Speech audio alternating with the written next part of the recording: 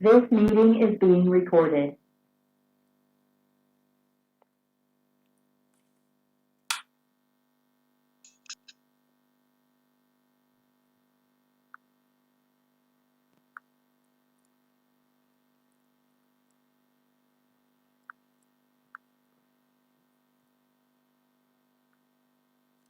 හරි එහෙනම් ඔන්න හැමෝටම ආයිබුවන්.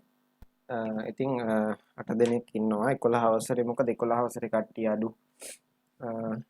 සමහර අයට ඔය එක එක නම්මන පන්ති රැස්වීම එහෙම තියෙනවා කියලා මට මෙසේජ් දාලා තිබුණා. ඉතින් කමක් නැහැ.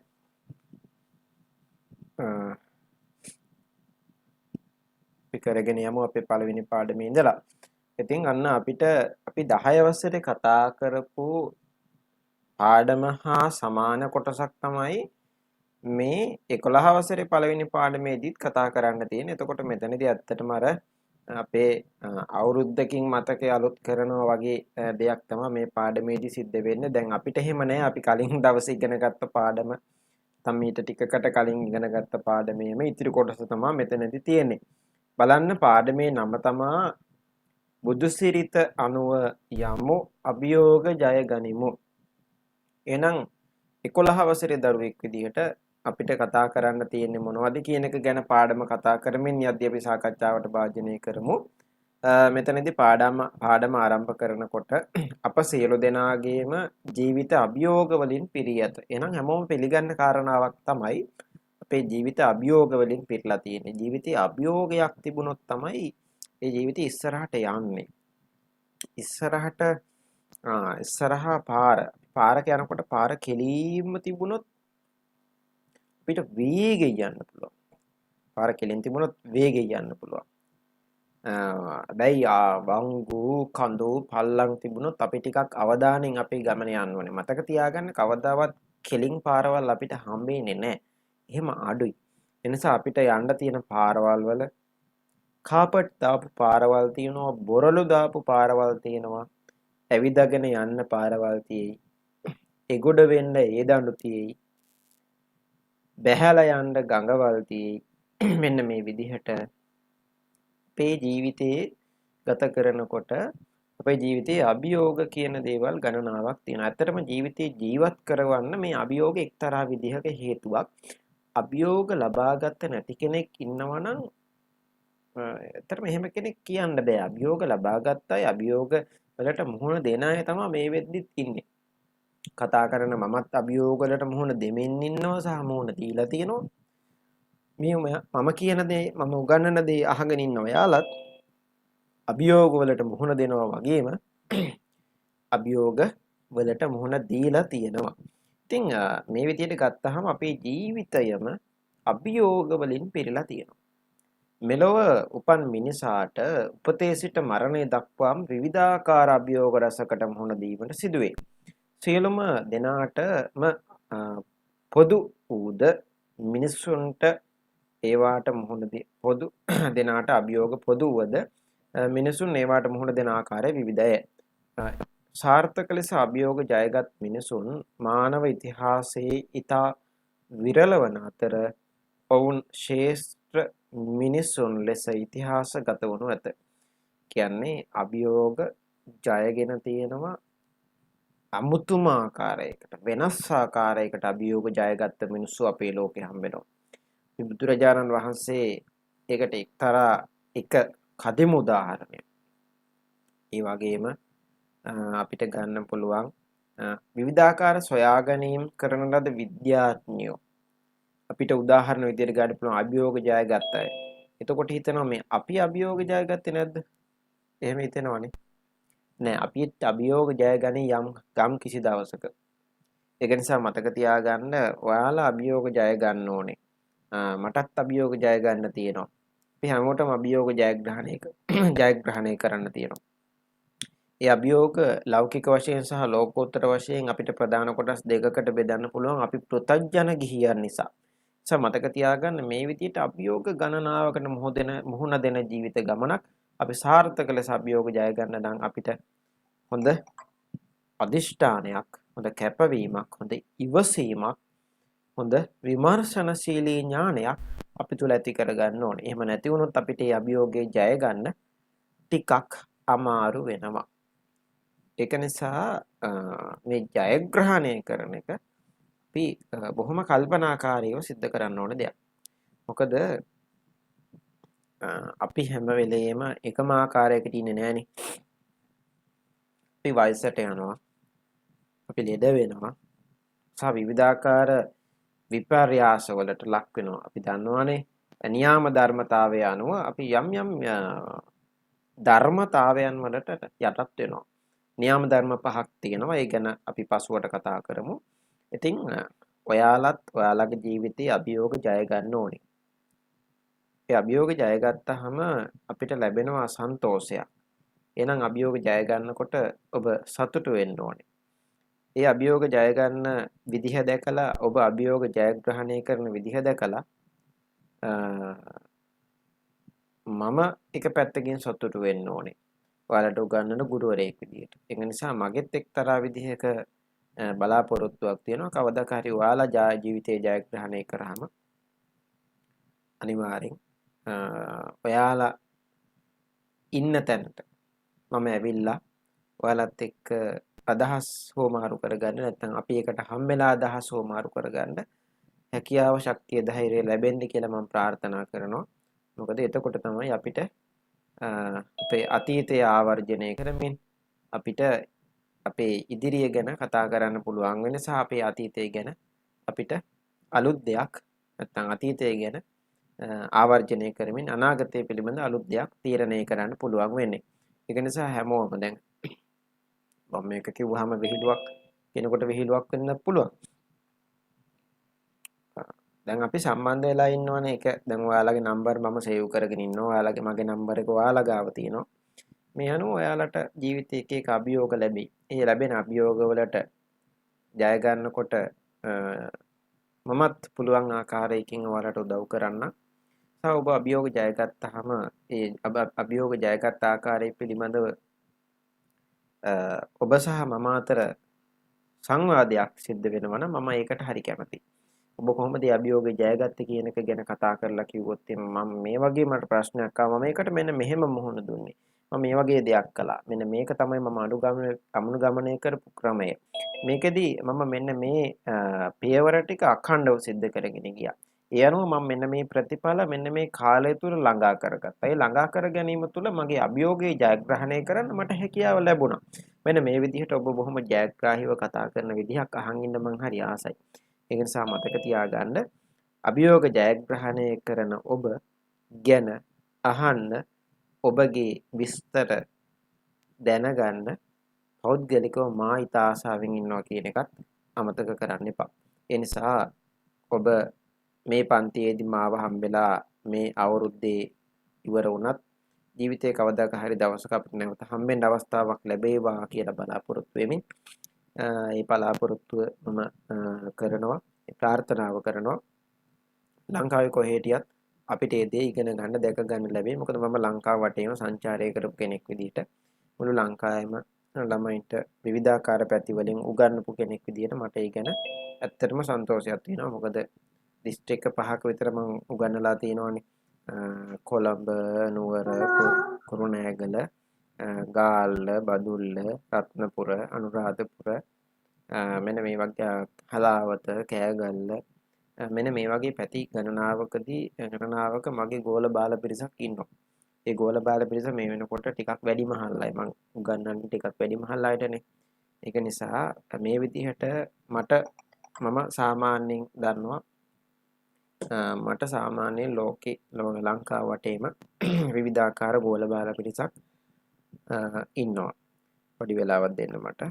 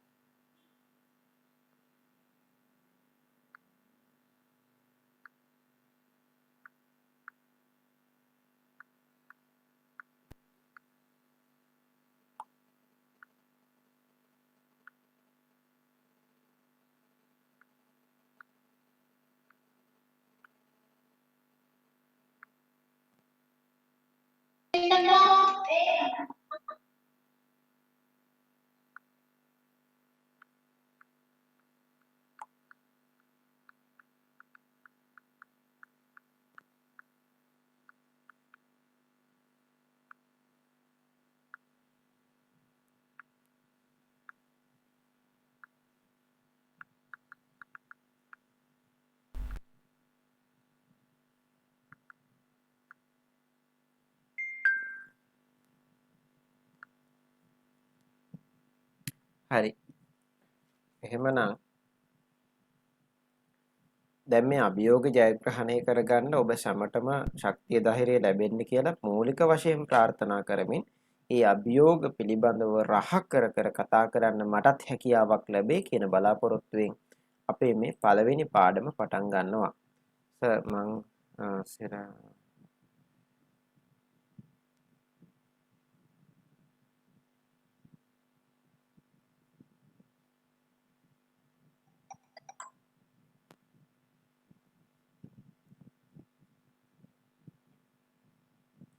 හරි. ඔව්. ඒ කියපු දේ ගැන හරි සන්තෝසයි. ඉතින් ඒ අභියෝග ජය ගන්න පුළුවන් අපි උදව් කරනවා මම. ඉතින් අපි හැමෝටම උදව් කරගමු. එතකොට හැමෝම උදව් කරගත්තාම හැමෝටම මේ අභියෝගේ ජයග්‍රහණය කරන්න පුළුවන්. හැම අභියෝගයක්ම ජයග්‍රහණය කරන්න පුළුවන්. මොකද අපි දන්නවා පුද්ගලයන්ට තනි වශයෙන් උත් අභියෝග ජයග්‍රහණය කරන්න පුළුවන්. සමූහයක් එකතු වෙලා අභියෝග ජයග්‍රහණය කරන්න පුළුවන්. නිසා මතක තියාගන්න අපි අපේ අභියෝග ජයග්‍රහණ කරනකොට අපිට යම් ආකාරයේ උදව් උපකාර අවශ්‍යයි නම් මම පෞද්ගලිකව ඔබට උදව් සපයනවා. මං ගැන දන්න අය දන්නවනේ. ඉතින් මං කොහොමද කියලා උදව් කරනවා නම් හැම පැත්තකින්ම මට පුළුවන් හැම පැත්තකින්ම මම උදව් කරන්න දන්නවා. උදව් කරනවා. සහ ඔබගේ ජීවිතයේ අභියෝග ජයග්‍රහණය කරගත්තාම ඔබ ජයග්‍රහණය කරන අභියෝග ගැන කතා කරන්නත් මම දවසක සැදී පැහැදී ඉන්නවා කියන එක අමතක කරන්න එපා. ඒ කියන්නේ මැරෙනකම්ම උඹලගේ ෆෝන් වල මගේ නම්බර එක තියෙන්න ඕනේ කියලා අමතක කරගන්න එපා. එහෙම අමතක කරගත්තොත් මේ chance එක මිස් වෙනවා කියලා මතක තියාගන්න. හරි. එහෙනම් යමු වැඩේට. දෙවෙනි ඡේදය දැන් කතාව පටන් ගමු. අභියෝගවලට සාර්ථකව මුහුණ දුන් පරමාදර්ශී චරිතයක් වන්නේ තිලෝගුරු බුදුරජාණන් වහන්සේය. ඒක ගැන ආය තර්ක නැහැනේ, හැමෝම දන්නවා. 45 වසක් බුදුරජාණන් වහන්සේගේ ජීවිතයේ අභියෝග වලින් ගහන වූවකි. උන්වහන්සේ තරම් අභියෝග වලට මුහුණ දුන් වෙනත් පුද්ගලයෙකු නොමැති තරම්ය. සිදුහත් කුමාරවදී එතුමානෝ මුහුණ දුන් අභියෝග මොනවාදැයි අප 10 ශ්‍රේණියේදී හදාරා ඇත. දැන් ඔයාලා දන්නවා.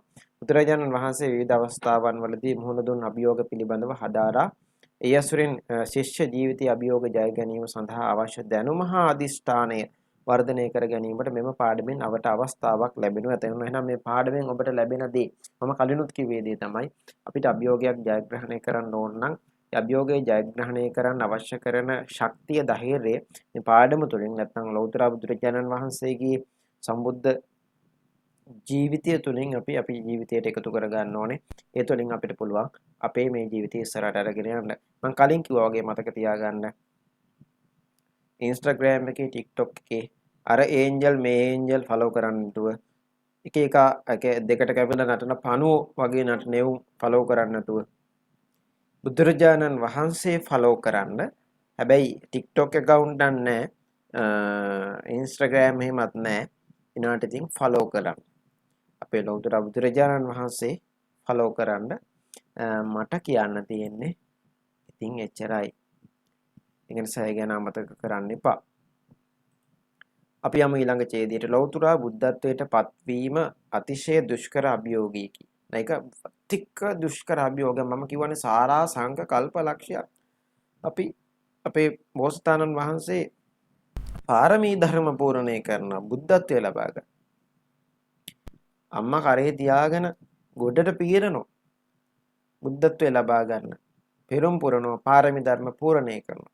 ඒ කාලේ ඉඳලා 950 ජාතක පොතේ සඳහන් වෙන කතා අහනකොට ඔයාලට තේරෙනවා මොනතරම් ආත්ම භාවයන් වල ඉපදිලා මේ උතුම් බුද්ධත්වය ලබා ගැනීම සඳහා මොනතරම් කාලයක් පාරමී ධර්ම පූර්ණය කරාද කියන එක.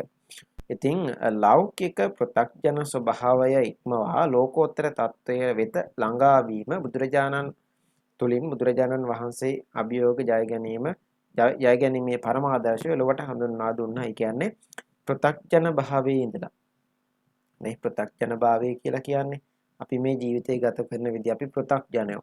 මේ ලෞකික ජීවිතයක් ගත කරනවා මේ කියන්නේ.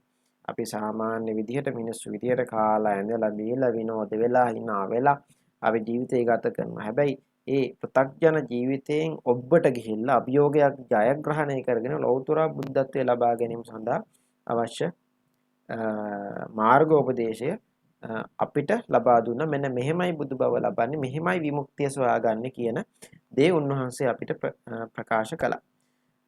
උන්වහන්සේ සියලුම කෙලෙස් මරුන් පරදවා ලෞතර බුද්ධත්වයට පත්වී එම සියලු අභියෝග ජයගත්සේක. එම ජයග්‍රහණ අහඹු අනපේක්ෂිත සිදුවීමක් නොවේ.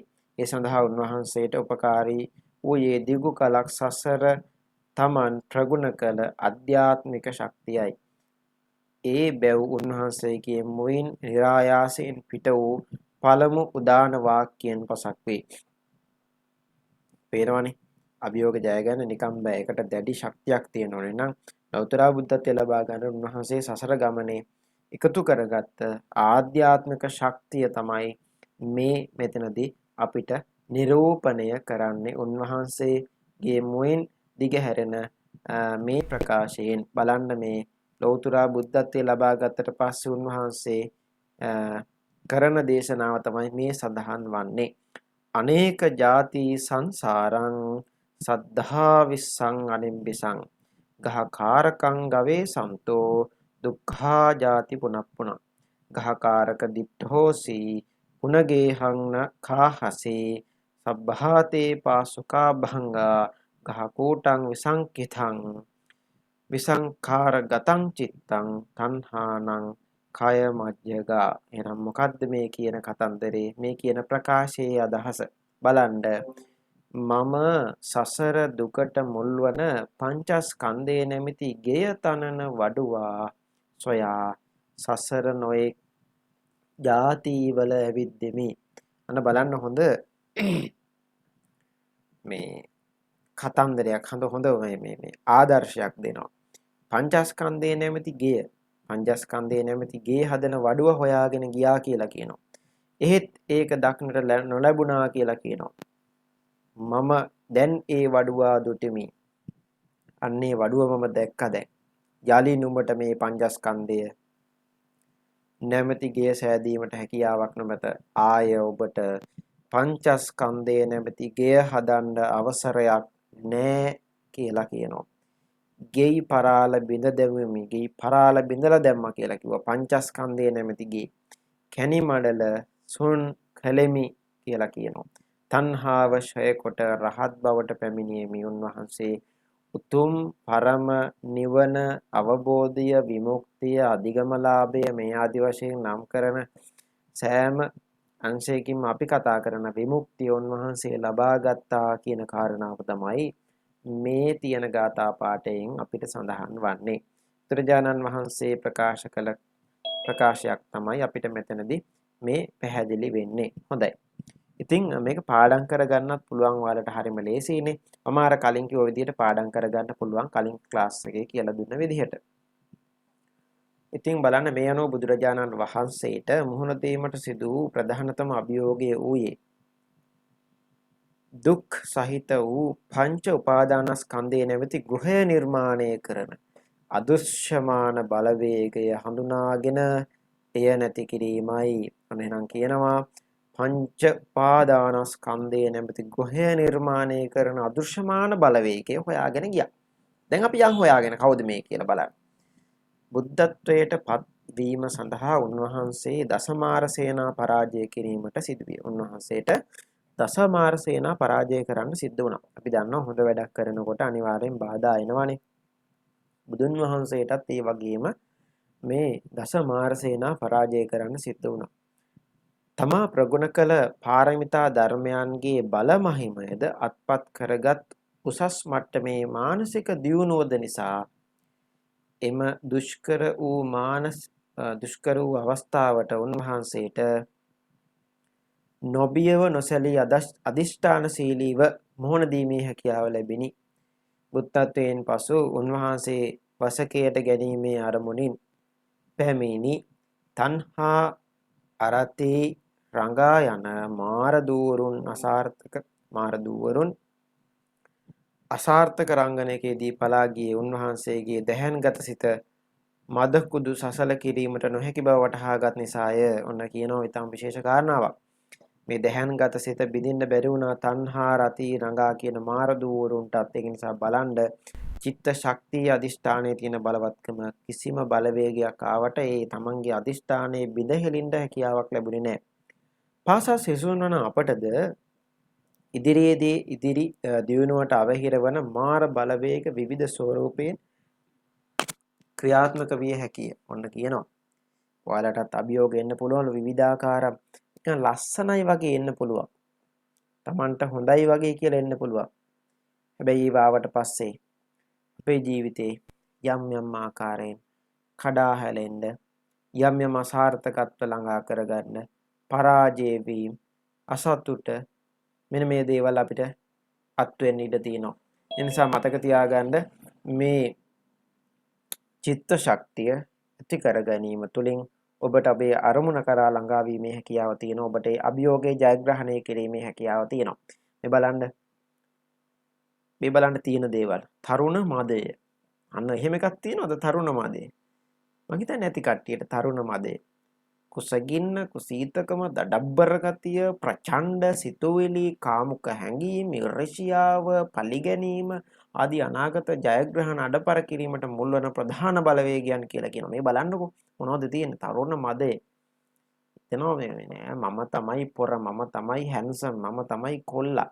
මම තමයි කෙල්ල, මම තමයි මේ ලස්සනම කෙල්ල. මගේ පස්සෙන් කොල්ලෝ එනවා වැටි එනවා. මම තමයි ලස්සනම කෙල්ල. මගේ කොණ්ඩේ මෙච්චරයි, මගේ මූණ සුදුයි මෙච්චරයි, මම උසයි, මම මහතයි, මගේ උස මෙච්චරයි, බර මෙච්චරයි.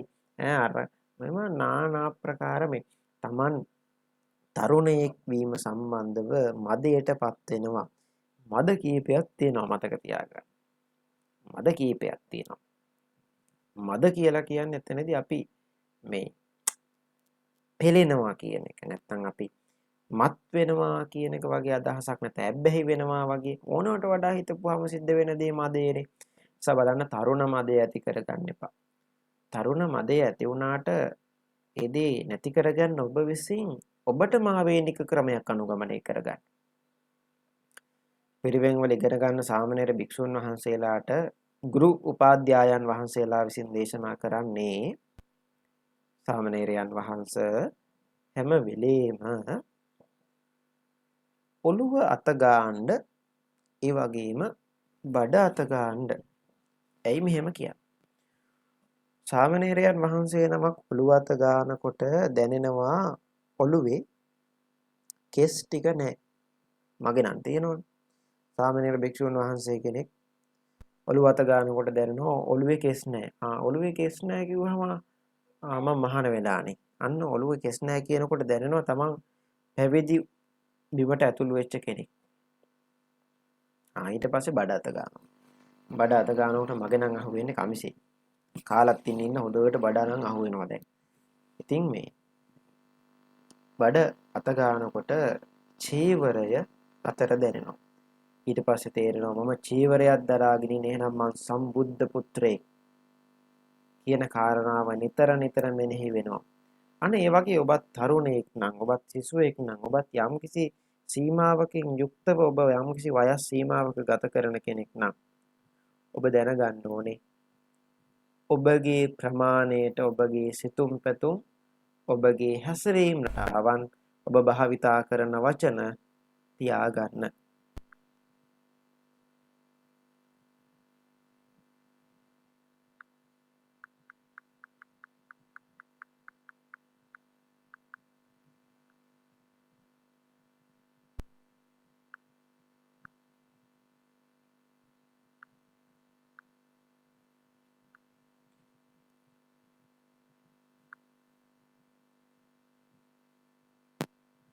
හරි.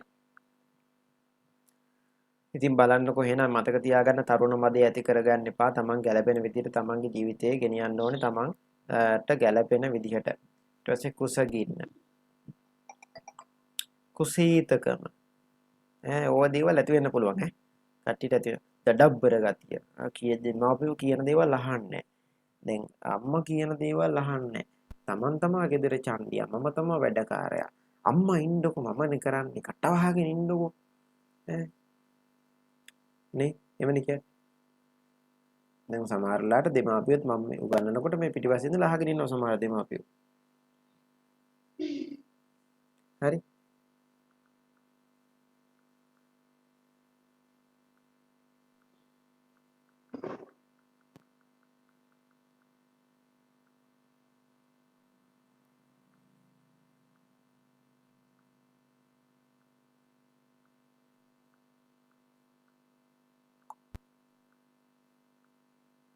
ඉතින් ඔන්න ඔය විදිහට මේ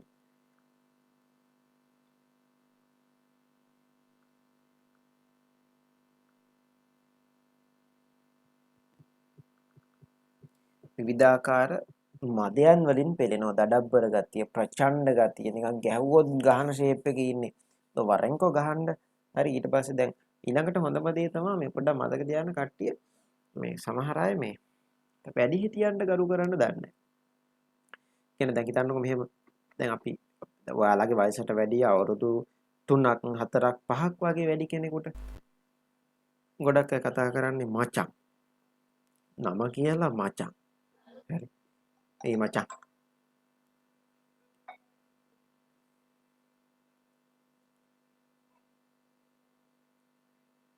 මේ මචං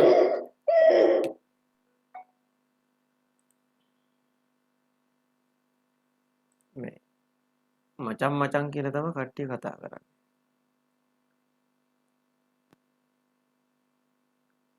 ඉතින් මේ මතක තියාගන්න තමන්ගේ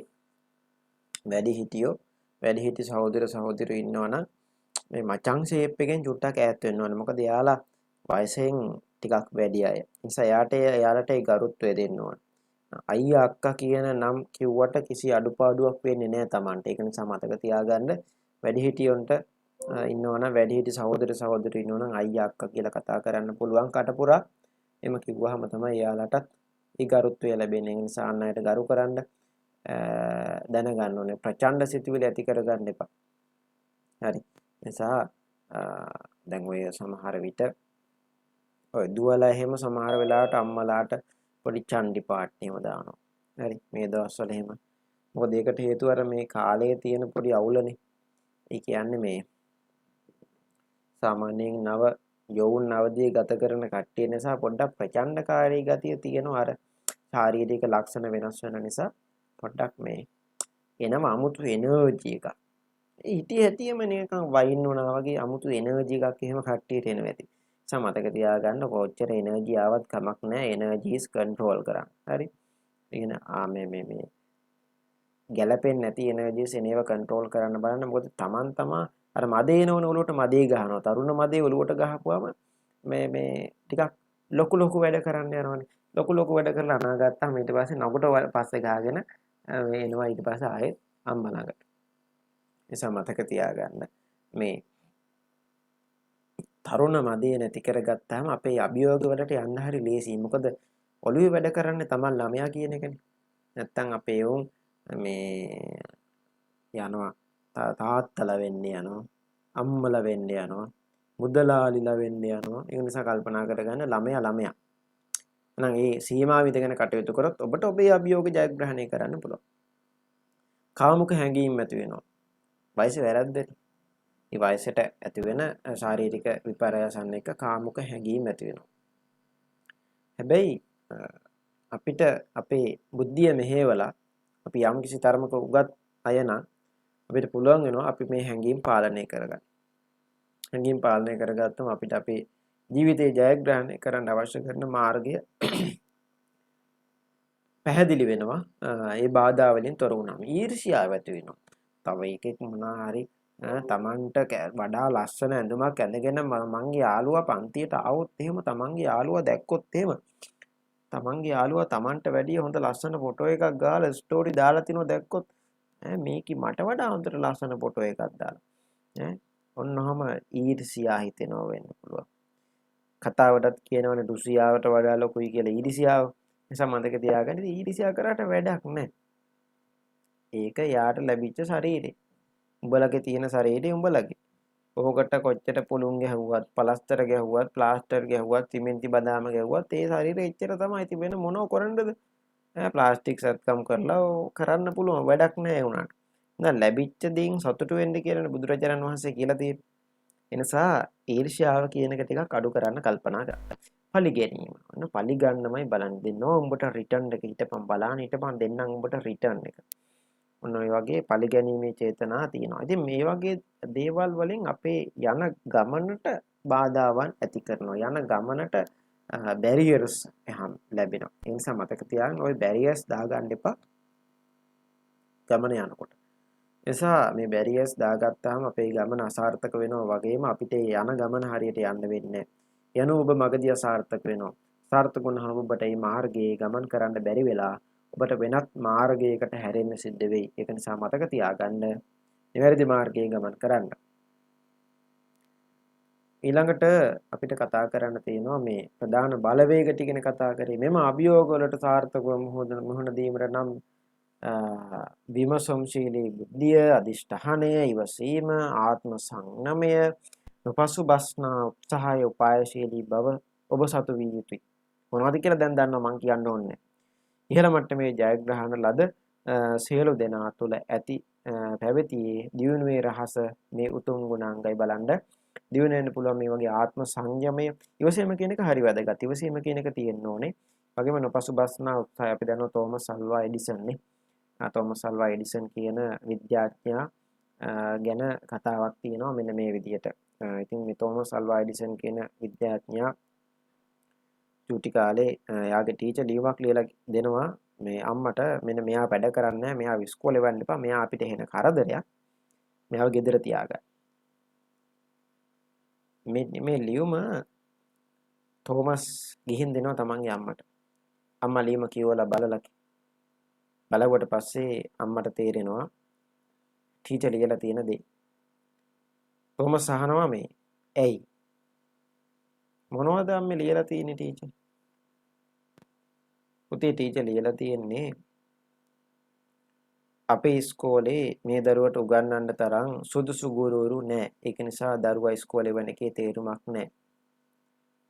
කියලා පුතේ ඔයාට උගන්වන්න තරම් මේ හැකියාවක් තියෙන ගුරුවරු ඒ ඉස්කෝලේ නෑලු. ඒක නිසා ඔබ ගෙදර හිටපන් කියලා කියනවා. අවසානයේදී කාලයාගේ ඇවෑමෙන් මේ දරුවා ඒ කියපු වචන ටික ප්‍රයෝජනෙට අරගෙන මුළු ලෝකයක්ම ආලෝකමත් කරන්න පුළුවන් වෙන විදිහේ බල්බයක් නිපදවනවා. 999 වතාවක්ම අසාර්ථක වෙනවා. අවසානයේ ඔහු විදුලි බල්බය හොයා ගන්නවා. අදටත් අපි ආලෝකයෙන් ඉන්නේ ඔහු සොයා ගන්නාලද විදුලි බල්බයේ නැමැති සංකල්පය නිසා. මතක තියාගන්න අදටත් අපි ආලෝකයෙන් ඉන්නේ තෝමස් අල්වා එඩිසන් හොයාගත්ත බල්බ් එක නිසා කියලා කියන්න එපා. ඒ තාක්ෂණය නිසායි සංකල්පය නිසා. ඒක නිසා මතක තියාගන්න මේ නොපසුබස්නා උත්සාහය උපායශීලී බව කියන එක අපිට හරි වැදගත්. හොඳයි. අපි යනවා ඊළඟ ඡේදයට. බුද්ධත්වයේ අවබෝධ කරගත් තමන් වහන්සේට සෙවණ ලබා දුන් බෝධීන් වහන්සේ දෙස සතියක් ඇසිපිය නොහෙලා බලා සිටමින් කෙලෙහිගුණ දැක්වීමේ මහඟු ආදර්ශය බුදුරජාණන් වහන්සේ ලෝකයට පෙන්වුම් කළසේක. සිත් පිට නොමැති වෘක්ෂයක් ලෙස සතියක් ඇසිපිය නොහෙලා බලා සිටීම අභියෝගයකි. අසිරිම පරිසරයට අප රකින අතර අප විසින්ද පරිසරයට කාරුණික වී සමස්ත සත්ත්ව පැවැත්මටම කාරුණික විය හැකි බව සිසුන් වශයෙන් වටහාගෙන කටයුතු කිරීමෙන් අනාගත ලෝකයේ පාරිසරික අර්බුද අවම කර ගැනීමට දායාද විය හැකියි කියලා කියන නම් බලන්න මේ කලගුණ සැලකීමේ අගය බුදුරජාණන් වහන්සේට බුද්ධත්වයේ සඳහා පිට දුන්න බෝධිය. අපි බෝධිය කියන වචනේ භාවිතා කරන්නේ යම්කිසි බෝධිසත්වයෙක් බුදු වීම අරමුණු කරගෙන යම්කිසි ශාකයක් ළඟ වැඩ වාසය කරනවා නම් උන්වහන්සේට බුදු වීම සඳහා සෙවණ දුන්න බෝධිය තමයි එවන බුදු වීම සඳහා සෙවණ දුන්න ශාකය තමයි අපි බෝධිය විදිහට සලකන්නේ. එතකොට අපේ ගෞතම බුදුරජාණන් වහන්සේට බුදු වීම සඳහා සෙවණ දුන්නේ ඇසතු කියන ශාකය. ඒක නිසා ඇසතු ශාකයේ ඇසතු බෝධිය විදිහට අපි නම් කරනවා. ඉතින් අපේ ගෞතම බුදුරජාණන් වහන්සේගේ බුද්ධත්වයේ සඳහා අපිට දුන්නේ ඇසතු බෝධි වෘක්ෂය. මේ ඇසතු බෝධි වෘක්ෂය දිහා බුද්ධත්වයේ ලබාගෙන ඉවර වෙලා අර මතකයිනේ දුෂ්කර ක්‍රියා කරලා දුෂ්කර ක්‍රියාව අතාරිනවනේ. දුෂ්කර ක්‍රියාව අතාරිනවා. දැන් අවුරුදු 6ක් දුෂ්කර ක්‍රියා කළා කිසිම ප්‍රතිඵලයක් ලැබෙන්නේ නැහැ. ඊට පස්සේ දුෂ්කර ක්‍රියා කරන එක අතාරිනවා. අතාරියට පස්සේ පස්වක තවුසොත් උන්වහන්සේ හැර යනවා. ඊට පස්සේ සුජාතා සිටු දියණිය කිරිපිටි පූජා කරනවානේ. ඒ කිරිපිඩු උන්වහන්සේ වළඳන්න එක කිරිපිඩුවක් නැවත කිරිපිඩු 7කට කඩනවා. කිරිපිඩු 7ක් ලැබෙනවා. ඒ කිරිපිඩු 7න් එක කිරිපිඩුවක් නැවත 7කට බෙදෙනවා. ඒ කියන්නේ කිරිපිඩු 49කට කඩනවා. කිරිපිඩු 47කට නැවත පිඩු කරලා තමයි උන්වහන්සේ වළඳන. උන්වහන්සේ අදිෂ්ඨාන කරනවා මේ වළඳන එක කිරිපිඩුවක් මගේ ඉතිරි දිනයකට ප්‍රමාණවත් වේවා කියන අදිෂ්ඨානයෙන් යුත තමයි එක එක කිරිපිඩු උන්වහන්සේ වළඳන්නේ. ඉදිරි දවස් 49කට ප්‍රමාණවත් වෙන විදිහට තමයි මේ දන් වළඳන්නේ, කිරිපිඩු වළඳන්නේ. එතනින් පස්සේ බුද්ධත්වයේ ලබා ගත්තට පස්සේ උන්වහන්සේට බුදු වීම සඳහා සෙවණ දුන්න බෝධීන් වහන්සේ වන ඇසතු බෝධිය දිහා සති දෙකක් ඇසපිය නොහෙලා බලාගෙන ඉන්නවා.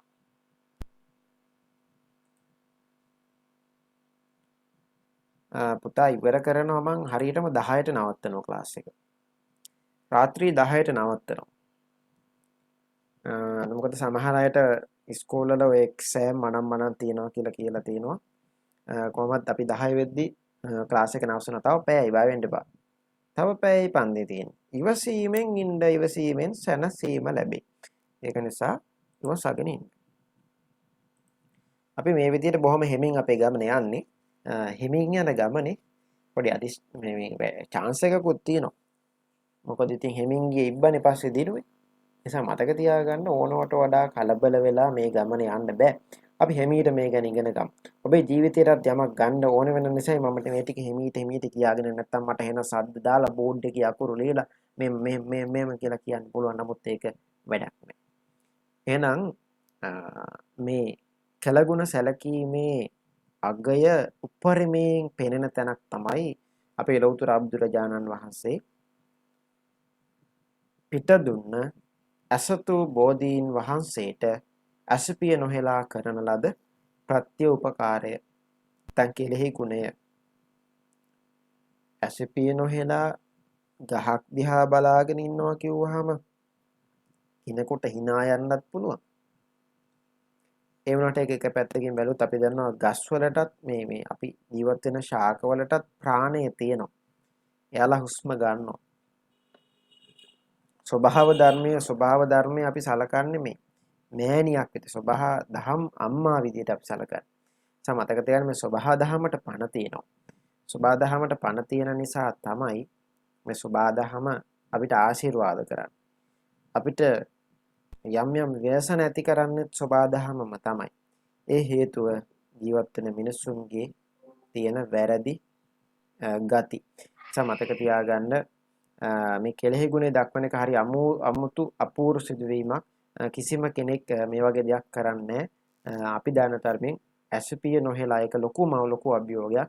ඇසපිය නොහෙලා බෝධිය ඉදිරිපිට ඇසපිය නොහෙලා උපකාර කිරීම බලන්න එක මොනතරම් කෙලෙහි ගුණ දැක්වීමක්ද කියන එක. ඒ නිසා මතක තියාගන්න ඔබට යම් කිසි කෙනෙක් උපකාරයක් කළාද ඒ උපකාරය කරන ලද උපකාරයේ පිළිබඳව ඔබ සිහියේ තියාගෙන ප්‍රතිඋපකාර දැක්වීම ඔබ විසින් කළ යුතු අමතක නොකළ යුතු අනිවාර්යයෙන්ම කළ යුතු කාරණාවක්. හැබැයි මතක තියාගන්න ඔබ කෙනෙකුට කරන ලද උපකාරයකින් කෙලෙහි ගුණ බලාපොරොත්තු වෙන්න එපා. ඔබ කරන ලද උපකාරයකට නැවත ප්‍රතිඋපකාරයක් බලාපොරොත්තු වෙන්න එපා. නමුත් ඔබට කරන ලද ප්‍රතිකාරයකට ඔබට කරන ලද උදව්වකට ඔබ ප්‍රතිඋපකාරයක් දක්වන එක ඔබගේ එක්තරා විදිහක ගුණයක්. ඒකත් මතක තියාගන්න. පරිසරයේ රකින්න අතර අප විසින්ද පරිසරයට කාරුණික වී සමස්ත සත්ව පැවැත්මටම කාරුණික වෙන්න ඕනේ. පැවැත්මට මේ සතුන්ට ලෝකයට සබාධමයට අපි කාරුණික වෙන්න ඕනේ කියලායි මේ කියන්නේ. මොකද බුදුරජාණන් වහන්සේ කියන විදිහට මේ අපි බුදු පුදට මල් නෙලනවානේ. බුදු පුදට මල් නෙලනකොට සමහර අය දන්නවා මල් වට්ටිය අරගෙන ගිහිල්ලා උඩ තියෙන අත්තක් අරගෙන පහලට ඇදලා රඳවගෙන අත්ත රඳවගෙන මල් කඩනවා. රඳවගෙන මල් කඩනවා. ඒ විදිහට ගහට රිදවලා ගහට තලලා පෙළලා අපි ලබා ගන්න දේ තුලින් අපිට නිවැරදි ප්‍රතිලාභයක් ඒකට සාධාරණයක් කරන්න හැකියාවක් නැහැ. දැන් මතක තියාගන්න අපි මල් එනනකොට ගහකින් ඒ ගහට සීරීමක් රිදීමක් නැති නොවන විදිහට අපි මල් එලන්න පුළුවන් නම් ඒක තමයි වැදගත්ම කාරණා. මොකද මේ සබා දහමටත් ජීවය තියෙන නිසා. ඒ ගැනත් මතක තියාගන්න. අපි යනවා අපි බලමු මේ පාඩම කොච්චරක් දුර තියෙනවද කියලා පොඩ්ඩක්. හරි. බෝසත්වරයෙකුගේ පරම අභිලාෂය පළමුව තමා ධර්මය අවබෝධ කර ගැනීමය. දෙවනුව අවබෝධ කරගත් ධර්මයේ ලෝකයට දේශනා කොට ඔවුන්ද සසර දුකින් මුදවා ගැනීමය. පළමුව තමා අවබෝධ කරගත් ධර්මය අන්‍යයන්ට දේශනා කිරීමට සරසුන මොහොතේ උන්වහන්සේට මුහුණ දීමට සිදු වූයේ බරපතල අභියෝගයකටයි. එනම් කෙලෙස් මලින් පිරුණු පෘථග්ජන මිනිස් සමාජයට මෙම ගැඹුරු දහම අවබෝධ කරවීමය. ධර්ම දේශනා කිරීමට පස්වග තවුසන් තෝරාගත් පසු ඒ සඳහා ඉසිපතනේ මිගදායට වැඩම කළ අවස්ථාවේදී ඔහු බුදුරජාණන් වහන්සේගේ බුද්ධත්වයේ පිළිගැනීමට මැලියූහ. පසුව තමන් වහන්සේ කිසි විටක සත්‍යක් මිස අසත්‍යක් නොපවසන බව ප්‍රකාශ කළ පස්වග තවුසන්ට ධර්මයේ දේශනා කරන ලදී. ජීවිත අභියෝගයේ ජය ගැනීමට සත්‍ය වශයෙන්ම බලය හා විමසුම්ශීලී වීම අත්‍යවශ්‍ය බව මේ සඳහන් වෙන්නේ. බුදුරජාණන් වහන්සේ බුද්ධත්වයේ ලබා ගත්තට පස්සේ ප්‍රථම ධර්මයේ දේශනාව කරන්න තෝරගන්නේ පස්වග තවුසන්නේ. දැන් පස්වග තවුසන් ඉන්නේ බරණැස ඉසිපතනාරාමයේ. හරි, බරණැස ඉසිපතනාරාම මිගදායේ. බරණැස ඉසිපතනාරාම මිගදායේ. හිටිය සත්තු වගේක්. මට කියන්න කවුද හිටියේ කියලා. මෙසේජ් එකක් දාන්න කට්ටිය. ඉඳාගෙනද දන්නේ නැහැ නේ. 13ක් ඉන්නවා. දොයිය බබාද දන්නේ නැහැ. ඊට මෙසේජ් එකක් දාන්න බරණැස ඉසිපතනාරාමේ හිටපු සත්තු කවුද?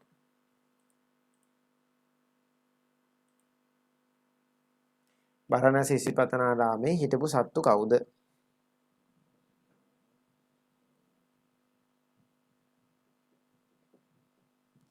කිව්වා හරි. මෝ තමයි හිටි. මිග කියලා කියන්නේ මුවාටනේ.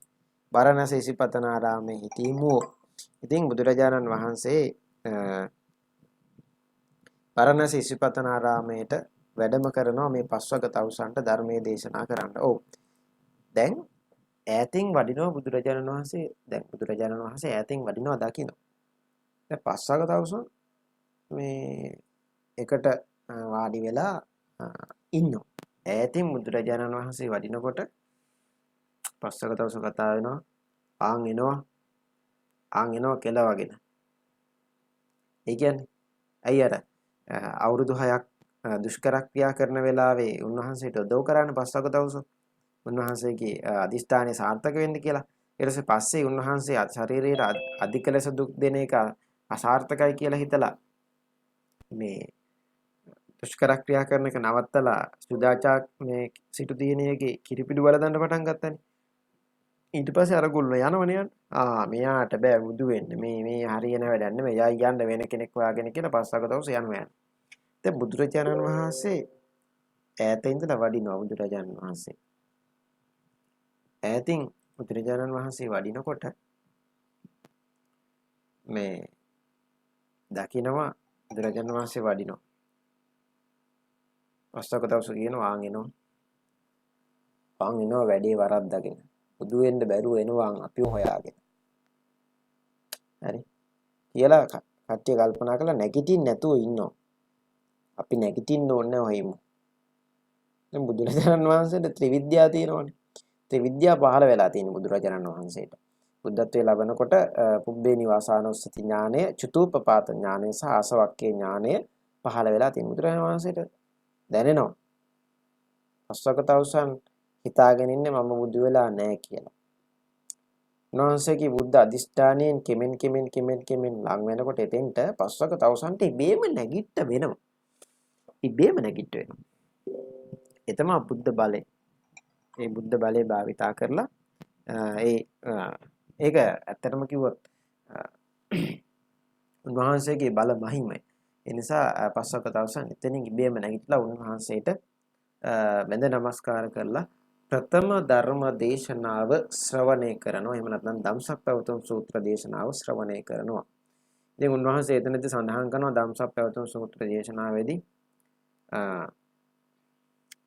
ආලෝකෝ උදපාදී ප්‍රඥා උදපාදී ඥානං උදපාදී විද්‍යා උදපාදී ආලෝකෝ උදපාදී අනේ උඹලා ආලෝකෝ උදපාදී නම් දන්නවා ඇතිල් මහ ලොකුවට ආලෝක උදපාදී ආලෝක උපාලි නියම් බලපල්ලානේ ලංකාවේ රටට සමාජයට ලංකාවේ සංස්කෘතියට කරලා තියෙන දේ බුදුරජාණන් වහන්සේගේ මේ ප්‍රථම ධර්ම දේශනාවෙන් තෝරගත්ත වචන කෑල්ලක් කරන් වෙනස් කරලා මේ සමාජය වෙනස් කරන්න නැත්නම් සමාජය විකෘති කරන්න හදන සමාජ විකෘති කාර්යව ටිකක් ලංකාවේ ඉන්නවා කියලා පැහැදිලි ඇතිනේ. ඒ වචනේ ගත්තේ කොහෙන්ද කියලා බලපල්ලා චුට්ටක්. හරි. වචනේ අරන් තියෙන්නේ බුදුරජාණන් වහන්සේගේ ධම්සප්පවතුම් සූත්‍ර දේශනාවේ කොටසක්. මේ අරගෙන උන් හදලා තින්න එක වෙනස් කරලා. හරි. කවුද කියලා මම කියන්නේ කවුද කියලා ගැන ඔයාලා හොඳටම දන්නවනේ. ඒකේ පළවෙනි ආපු ට්‍රේලර් එකේදී තිබ්බ එක නෙමෙයි ඊට පස්සේ මේ අදාළ වීඩියෝ එකේදී ප්ලේ වෙන්නේ. මතක තියාගන්න සමාජය විකෘති කරන්න සමාජ මාධ්‍ය වලට පුළුවන්. හැබැයි සමාජ විකෘතිකයින් මේ වෙනකොට නිර්මාණය වෙලා තියෙනවා. TikTok එකේ පහළට යනකොට අපිට පේන්නේ. එක එක සමාජ විකෘති. ඒ කියන්නේ ඒක අමුතුම මානසික රෝගයක්. ඒක ඇවිල්ලා TikTok ෆෝබියා. අපිට එහෙම කියන්න පුළුවන්. ඒකට අලුත් නමක් මම හදලා කියන්නම් ඒකට. මොකද ඒක TikTok වලින් නිර්මාණය වෙච්ච මානසික රෝගියක්. ඒක කරන හැමදේම දානවා. දෙකට නැමිලා හතරට නැමිලා 90 වගේ නට දානවා. ඒක තමන්ගේ තියෙන කුසලතාවයක් ඒකෙදි නිරූපණය කරනවා නම් අන්න ඒක මරු. හැබැයි ඒක නෙමෙයි කරන්නේ එක එකාගේ සින්දු වලට එක එකා කියන ඒවට මේ එක එකා කටහොල්ලනවා. කොටුවේ හාමුදුරුවෝ කියන බාන වලට කටහොල්ලනවා. එක එකා කියන ඒවට කටහොල්ලනවා. අපි තමයි හොඳටම කරලා තියෙන්නේ. මේ දවස්වල නැගලා යනවා ඒක. අපි තමයි හොඳටම කරලා තියෙන්නේ. හරි. ඒ නිසා මේ සමාජ මාධ්‍ය තුල එක ට්‍රෙන්ඩින් එනවා. එක ට්‍රෙන්ඩින් එනවා. ඒ ට්‍රෙන්ඩින් අපේ ලැන්ග්වේජස් වලට එකතු වෙනවා. බලන්නකො ට්‍රෙන්ඩින් වෙන ඒවා කොච්චරද කිව්වොත් එහෙම මේ දැන් අය ඉස්සර කියන්න මොනවද එක එක ඔය ට්‍රෙන්ඩින් වෙන වචන එහෙනම් කොල්ලෝ අපි ගියා නේ ඔය වගේ මේ ළඟදී අර පියුමි හංසමාලි කියන එක්කෙනා එහෙනම් චමුදිත අපි ගියා නේ ඔන්න ඔය කියනවා කමක් නැහැ නමුත් මතක තියාගන්න මේ තව එකෙක් නිර්මාණය කරන වචනයක් අලලා ඒක අපේ ශබ්දකෝෂයට එකතු කරගෙන අපි පොර වෙන්න හදනවා නම් ඇත්තටම අපි පොර නෙමේ කොර කියලා මතක තියාගන්න. හරි?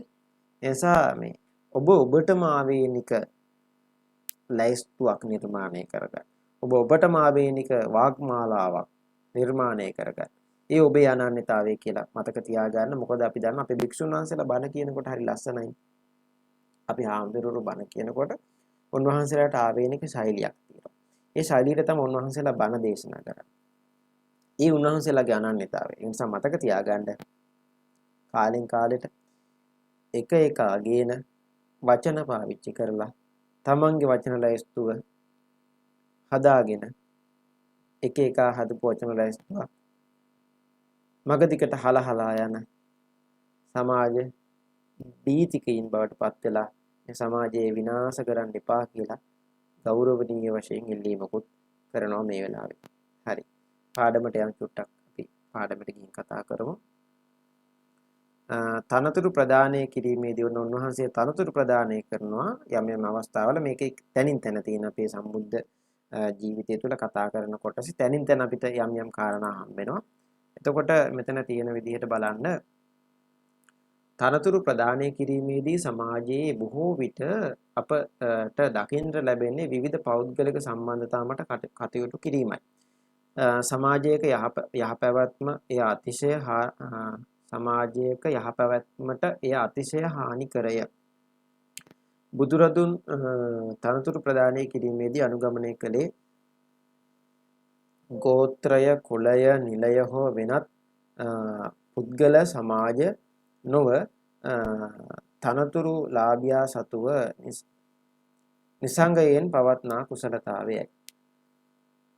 තනතුරු ප්‍රදානය කිරීමේදී උන්වහන්සේට විවිධ අභියෝග වලට මුහුණ දීමට සිදුවේ. අන්‍යාගමික ලබ්ධිකයන් ලෙස මුලදී ක්‍රියා කළ කෝලිත උපතිස්ස යන දෙදෙනා ශාසනික පැවැත ලැබීමෙන් පසු අගසව් තනතුරු පත් කළේ ඔවුන් දෙදෙනා සතුව පැවති සුවිශේෂී තාද ඒ සඳහාම පිළිවෙද්ද සැලකිල්ලට ගෙනය. ලබා දුන් තනතුරු පිළිබඳව අතෘප්තිමත්ව සිටි චන්න හිමි බුදුරදුන්ට විරුද්ධව විවිධ චෝදනා එල්ල කළද උන්වහන්සේ ඒ සියල්ල උපේක්ෂාවෙන් මුහුණ දුන්සේක. උන්වහන්සේකට උපේක්ෂාවෙන් මුහුණ දුන්නා. දැන් බලන්න නිලතල දෙනකොට දැන් ඔයාලට නිලතල හම්බ වෙනවනේ, ශිෂ්‍ය නායකකම් හම්බ වෙනවා. පන්ති නායකකම් හම්බ වෙනවා, විෂය නායකකම් හම්බ වෙනවා. සමිති සමාගම් වල සභාපති, ලේකම්, භාණ්ඩාගාරික, උපලේකම්, උපසභාපති ආදී වශයෙන් කාරක සභික ආදී වශයෙන් විවිධාකාර නිලතල සම්මාන තනතුරු ලැබෙනවා. මේවා ලැබෙනකොට ඔබට මේ දේවල් නොලැබෙනකොට තව කෙනෙකුට ලැබෙනකොට පොඩි දුකක් ඇති වෙනවා. ඒක ඇත්තටම බලන්න ඕනේ ඇයි අපිට එහෙම නොලැබෙන්නේ? අපේ මොකක් හරි අඩුපාඩුවක් තියෙනවද? අපේ අඩුපාඩුවක් තියෙනවා නම් අපි කොහොමද ඒ අඩුපාඩුව නිවැරදි කරගන්නේ? අන්න එහෙමයි අපි ඒ දේ ගැන බලන්න ඕනේ. ඒකට හොඳ කතාවක් කියන්නම්. එක්තරා කම්කරුවෙක් මට හරියටම මතක නැහැ මේකේ කාරණා. මම සාමාන්‍ය දල වශයෙන් දැනගත යුතු අදහස විතරක් කියන්නම් ඔයාලට. එක්තරා කම්කරුවෙක් රජමාලිගාවක වැඩට යනවා. රජමාලිගාව තියෙන්නේ කඳු මුදුනක. කඳු මුදුනක තියෙන රජමාලිගාවේ මේ සේවකයා ගිහින් බොහෝම මහන්සියෙන් වැඩ කරනවා, අතුපතු ගන්නවා, පිරිසිදු කරනවා, හරිම මහන්සි. රජතුමාත් ඉන්නවා දැන් රජමාලිගාවේ. ඒ වගේම රජතුමාගේ පුරෝහිත කෙනෙක් ඉන්නවා. අපේ ඇමතිතුමාලගේ ලේකම්ලා වගේ පුරෝහිත කෙනෙක් ඉන්නවා. පුරෝහිතත් ඉන්නවා. උදේම එනවා, ආය යනවා. එයාට නිල නිවාසයක් තියෙනවා, යන්න එන්න වාහන තියෙනවා, ආරක්ෂකයෝ ඉන්නවා. දැන් ඔහොම බලනවා. දැන් අර කම්කරුවා ආපු සේවකයා බලනවා කල්පනා කරලා. දැන් මමත් එනවා, මෙතන අතුපතු ගන්නවා, ඒ වැඩ ටික කරනවා, මම යනවා, මෙයාත් එනවා, ඇවිත් යනවා. එයා මොකුත් කරන්නේත් නැහැනේ. හැබැයි යාට මාර විදිහට සැලකිලිනේ. එයාට යන්න වාහන තියෙනවා. එයාට මේ ආරක්ෂකයෝ ඉන්නවා. එයාට නිකලි වාසයකුත් තියෙනවා. මේ වැඩේ හරියන්නේ නැහැ. රජතුමාගෙන් පොඩ්ඩක් ගිහින් අහන්න ඕනේ මේ මොකද්ද මේ කරන වැඩේ, මේ තේරුමක් නැහැනේ මේ කරන වැඩේ. අපි මෙතන මේ අතුපතු ගන්න, එයාලා මෙතන හොඳට මේ සැපේ ඉන්නයි, මේක තේරුමක් නැහැනේ කියලා ගිහින් මේ සේවකයා අහනවා රජතුමනි අර පුරෝහිත මේ ඇයි මෙහෙම මේ අපිට මෙහෙම කරන්නත් මෙයාලට මෙහෙම කරන්නත් හේතුව. ඊට පස්සේ රජතුමා රජමාලිගාවේ අයිනකට එක්කන් ගිහිල්ලා කියනවා අර පුද්ගලයාට අර ඈත පේනව නේද මේ ගැලක් යනවා. මොන කරත්ත ඇදගෙන යනවා ගැලක් යනවා. ගැල් දන්නවනේ. මේ පුද්ගලයාට කියනවා දැන් රජ අනනේ. මේ අර ගැල අර ගැලේ මොනවද තියෙන්නේ කියලා බලන් එන්න කියලා යනවා. ඔයා මට වැඩක් කරන්න. ඔන්න ඔයාට වැඩක් කරන්න කියලා දෙනවා. අර ගැලේ මොනවද තියෙන්නේ කියලා බලාගෙන එන්න කියලා කියනවා. ඊට පස්සේ ඔන්න දැන් සාමාන්‍ය දුරක් අපි හිතමු මෙතන හිතමු සැතැම්ම ගානක් දැන් යන්න තියෙනවා. දැන් මෙයා යනවා පයින්ම යනවා. ඈත ගිහින් අහගෙන යනවා දැන් මොනවද තියෙන්නේ කියලා අහගෙන දැන් ආයෙත් එනවා. නැගගෙන එනවා කන්ද. රජතුමනි ඒකේ තියෙන මෙන්න මේ වගේ දේවල් කියලා දැන් විස්තරයක් කියනවා. හා කොහාටද යන්නේ? දැන් ඒක අහගෙන ආවේ නැන්නේ. ඔන්න ආය යනවා. ආය ගිහින් ආය බොහොම අමාරුවෙන් කන්ද නැගගෙන හති දාගෙන ඇවිල්ලා අහනවා. කියනවා රජතුමනි මේ ගැල යන්නේ මෙන්න මේ දිශාවට. හරි. කොහේ ඉඳලා දෙන්නේ? ආය යනවා. ආය ගිහින් ආය හති දාගෙන ඇවිල්ලා මෙන්න මේ දිශාවට යන්නේ රජතුමනි කියලා කියනවා. අමාරුයි මහන්සි හරි අමාරුයි දැන් හති දානවා බැරුව එන අමාරුයි රජතුමනි මෙන්න මේ දිශාවට යන්නේ කියලා කියනවා. ඊට පස්සේ රජතුමා කියනවා අන්න ඒක තමයි උඹලා මේ විදිහට වැඩ කරන්නත් පුරෝහිත අර විදිහට වැඩ කරන්නත් හේතුව කියලා පුරෝහිත රණ ගහලා කියනවා. පුරෝහිත අර ගැල් මොකද අර අතන රජතුමනි මේ ගැල්වල ගෙනියන්නේ මෙන්න මේ වගේ දේවල්. ඒ ගැල එන්නේ මේ වගේ තැනක ඉඳලා ඒ ගැල යන්නේ මෙන්න මේ නුවරට යන්නේ කියලා පුරෝහිත සම්පූර්ණ A to Z විස්තරයක් රජතුමාට දෙනවා. එහෙනම් මතක තියාගන්න සුදුස්සාට සුදුසු තැන හිමි වෙන්නේ ඔහු හෝ ඇය තුල තිබෙන කුසලතාවය මත කියන එක අමතක කරන්න එපා. එහෙනම් බුදුරජාණන් වහන්සේට අභියෝගයක් උනේ නෑ මේක. බුදුරජාණන් වහන්සේ කල්පනා කරලා බලලා සුදුස්සාට සුදුසු තැන දුන්නා. මේ තැන දෙන්න ඕනේ මෙයාට, මේ තැන දෙන්න ඕනේ මෙයාට. අර යාමනාප වෙයි, මෙයාමනාප වෙයි. එහෙම කියලා දුන්නේ නැහැ. ඒ නිසා සුදුස්සාට සුදුසු තැන දුන්න හැබැයි අපේ ගම්වල සමහර ආයතනවල ගත්තාම සෑහෙන ප්‍රශ්නනේ. ඇයි යාලට සුදුසුකමක් තනතුරක් දුන්නේ නැතුනහම හෙන්න හිතට වේදනයි, හරි අමාරුයි. අපිට දුන්නේ නැනේ තනතුරක්. අපි මෙච්චර වැඩ කරනවා අපිට මෙහෙම දුන්නේ නැහැ, අපිට මේක දුන්නේ නැහැ. බලාගෙන ගියාම කරපො දෙයක්වත් නැහැ. තනතුර දුන්නාම කරන මගුලකුත් නැහැ. ඒක නිසා කිසිම දෙයකට වැඩක් කරගන්න බැරි කට්ටිය තමයි ඔය හැම දෙයකටම කෑ ගහන්නේ. ඉතින් මේ කාලෙත් එහෙම කට්ටිය ඉඳලා තියෙනවනේ මේ. චන්නහිමි කියලා කෙනෙක් මෙතන තියෙන්නේ. චන්නහිමි කියන කෙනා මේ බුදුරජාණන් වහන්සේට විරුද්ධව වැඩ කරලා තියෙනවා. තනතුරු දුන්නේ නැති නිසා. අයියේ එයා වගේ මේ අර මේ කවුද අපේ දෙව්දත්තරුන් ඒත් එහෙමනේ. දෙව්දත්තරුන් මේ හොඳම මේ තැන අල්ලගන්න හිටියේ. දෙව්දත්තරුන් අනුබුදු වෙන්න හිටියේ. ඒ කියන්නේ දෙවෙනි බුදුන් වෙන්න. බුදුරජාණන් වහන්සේගේ දෙවෙනි තැන ගන්න වැඩ කරේ. දැන් බුදුරජාණන් වහන්සේට ගල් පෙරළුවා. ඈ මොනතරම් දේවල් කරාද?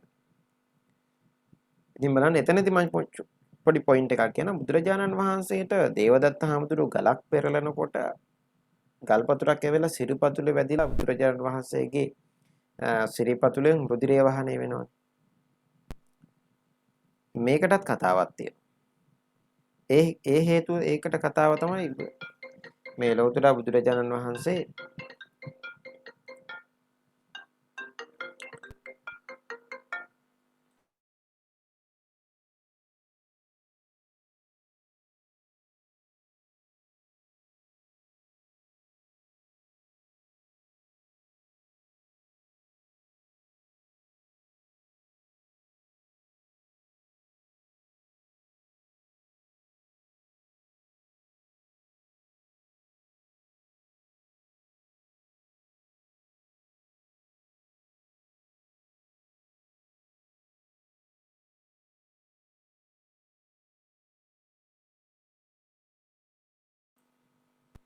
හරි.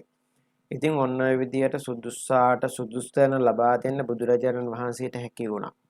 අපේ තුලත් කුසලතාවයේ වර්ධනය කර ගැනීම තුළ අපේ කුසලතාවයට ගැළපෙන විදිහට අපිට ලබා ගන්න පුළුවන් අවස්ථාවන් තියෙන එක නිලතල තනතුරු සම්මාන ලබා ගැනීමේ හැකියාව තියෙනවා. නිසා මතක තියාගන්න කුසලතාවය හරි වැදගත්, ඉවසීම වැදගත්, අන්‍ය මත ගරු කිරීම, නිහතමානී බව මේ හැමදේම වැදගත්. මමන්ට එක එක තනතුරු ලබා ගන්න ඕනේ කියලා එක එකනාව කොටවලා එක එකනාව අපහසුතාවයට පත් කරන එක නෙමෙයි. නිවැරදි කෙනෙක් කරන්න ඕනේ. නිසා මතක තියාගන්න බුදුරජාණන් වහන්සේගේ චරිතය තුළින් මේ දේවලුත් ඉගෙන ගන්න පුළුවන්. ඊළඟ ඡේදයට ගියොත් එහෙම භික්ෂු සමාජයේ ගොඩනැගුණේ ගිහි සමාජයටද පරමාදර්ශී ලෙසිනි.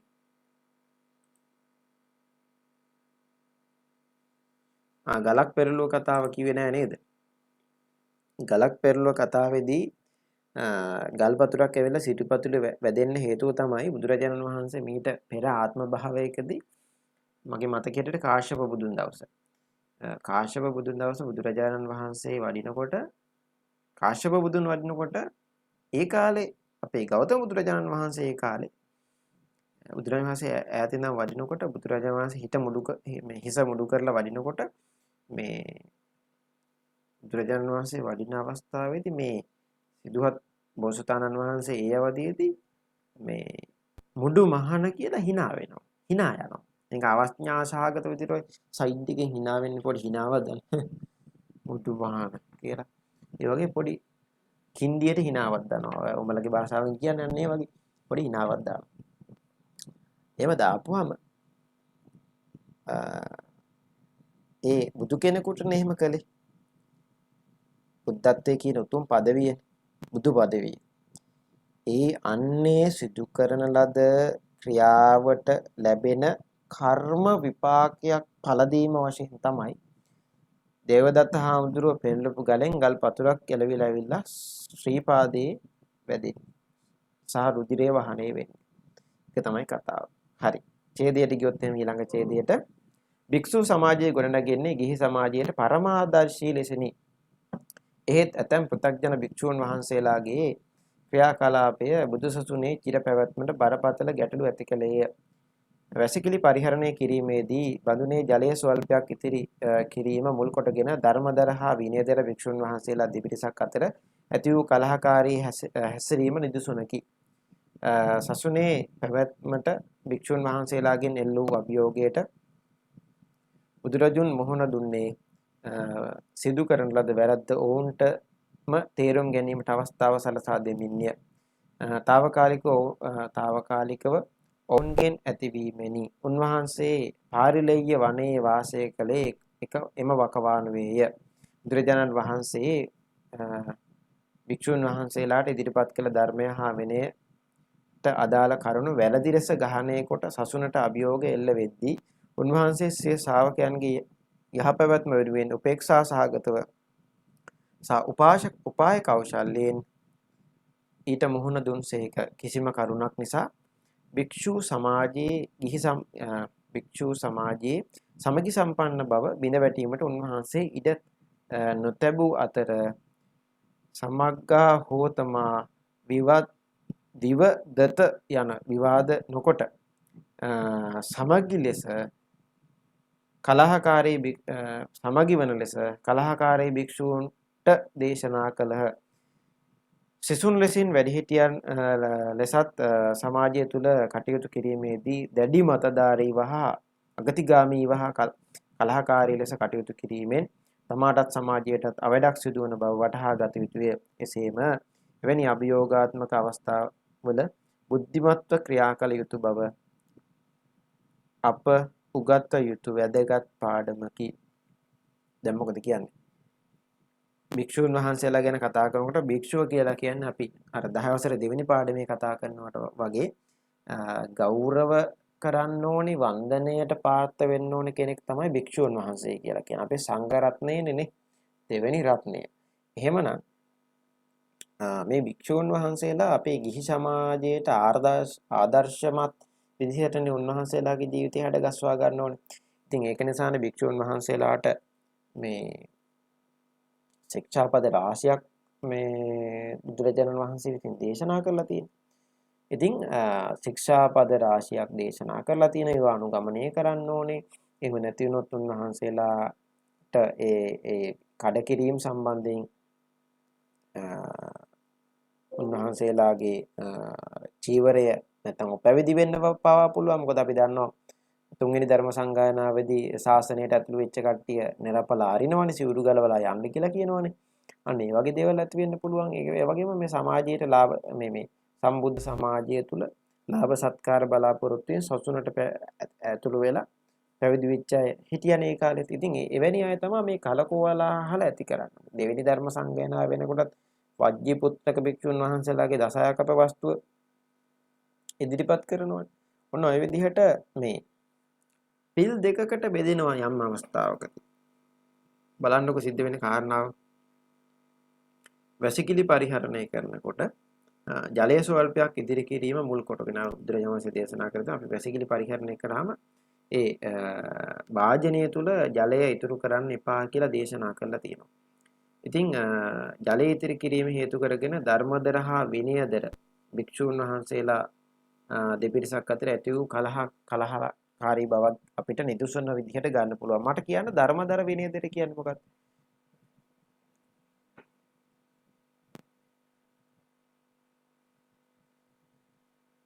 ධර්මදර විනයදර.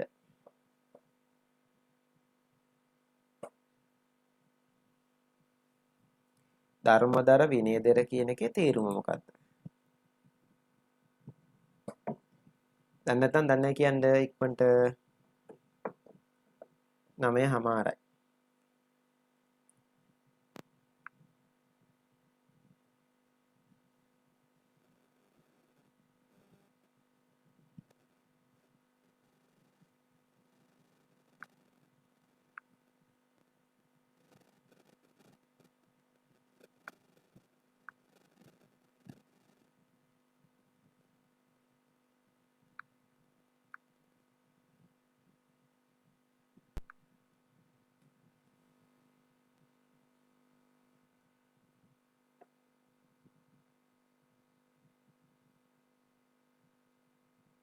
ධර්මදර විනයදර කියන එකේ තේරුම මොකක්ද?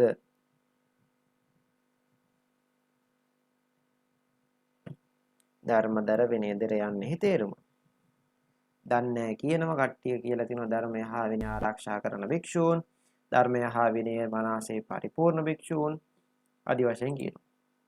ධර්මදර කියලා කියන්නේ පුතේ ඔන්න තව උත්තරයක් එනවා හරියට දන්නේ. ධර්මදර කියලා කියන්නේ සූත්‍ර පිටකය කටපාඩමින් පවත්වාගෙන යන භික්ෂූන් වහන්සේලා. මේක අපි නිර්වචනය කරන්න ඔය විදිහට. නමුත් අපි බොහොම ධර්මය ආරක්ෂා කරන භික්ෂූන් වහන්සේලා විනයගරුක භික්ෂූන් වහන්සේලා කියලා කොටස් දෙකක් තියෙනවා. ඒ කියන්නේ සූත්‍ර පිටකය සූත්‍ර දේශනා ආරක්ෂා කරගෙන ඒ දේවල් කටපාඩමින් පවත්වාගෙන යන භික්ෂූන් වහන්සේලා තමයි ධර්මදර භික්ෂූන් වහන්සේලා.